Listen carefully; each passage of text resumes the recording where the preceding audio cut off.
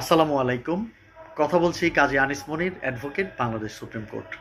Legal notice বা আইনি notice যেটাকে আমরা বলি, লিগ্যাল নোটিশ কেন দেওয়া হয়?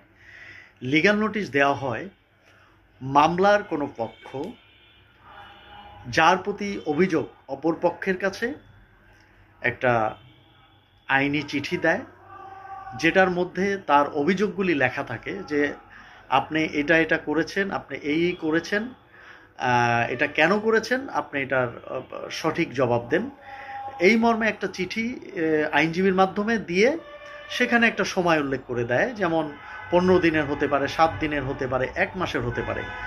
আবার কিছু কিছু বিষয়ে আইনি বাধ্যবাধকতা রয়েছে, যেমন চেকের মামলা। চেকের মামলা করতে গেলে আইনি নোটিশ বা লিগ্যাল নোটিশ দিতেই হবে।